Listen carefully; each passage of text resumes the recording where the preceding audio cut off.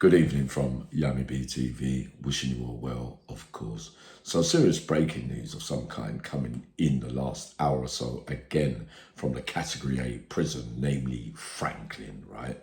So I'm particularly interested that in the last week or two, which mainstream TV and all the so-good experts are going to jump all over this, which they are already, with all the talk in recent days about so-called Islamic fanatics running the HMP prison system of some kind, right? But I'll give you the reality to all this.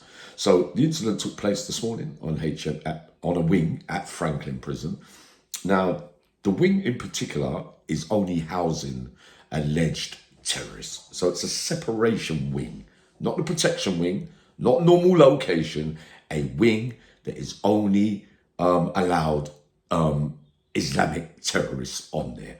Now, in those wings, on all those wings, in any Cat A, there will be a kitchen where you will have cooking facilities to cook your food. In long-term prisons, it's a kind of luxury, but because it's long-term and a lot of people are never getting out, it's a kind of luxury, probably for them reasons alone, so to speak, so that you get access to cooking. You're doing a life sentence, you're going to be years and years, because you don't get cooking facilities in all jails, do you? In lower category jails, so to speak, right?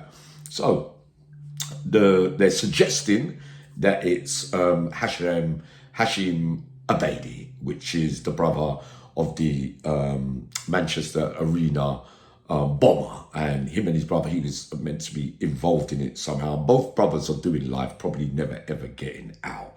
Now, what they are saying is that during association time or time out on the landing where the kitchens are open, that Hasham has grabbed a cooking pot with oil on it and thrown it over 3 prison officers, seriously injuring them.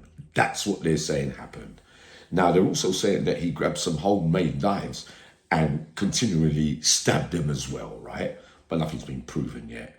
But that's what they're saying. Now, the first things I see coming out of their mouths are that it's all Islamic and you've got to do something to take these facilities away from them, and maybe they shouldn't even be allowed to mix together.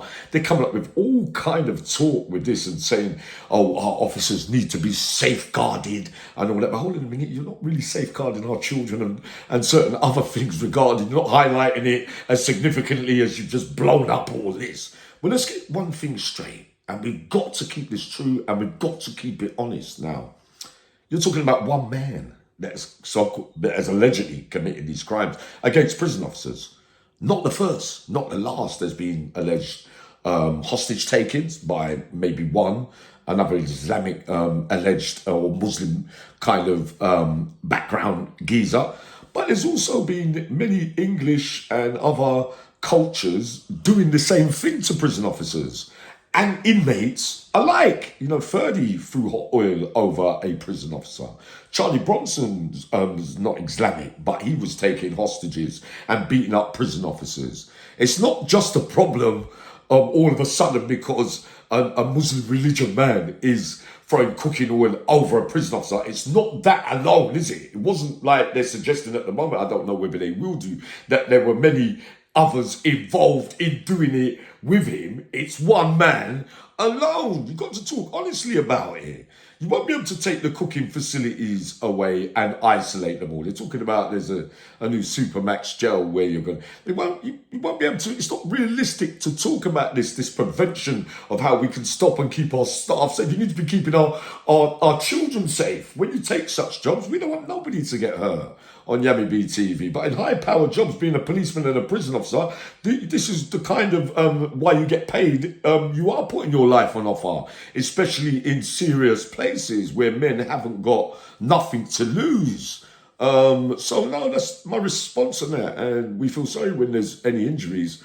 But no, I'm not buying all that big drama on social media, just suggesting it's just one group of a religious personnel that are doing this thing.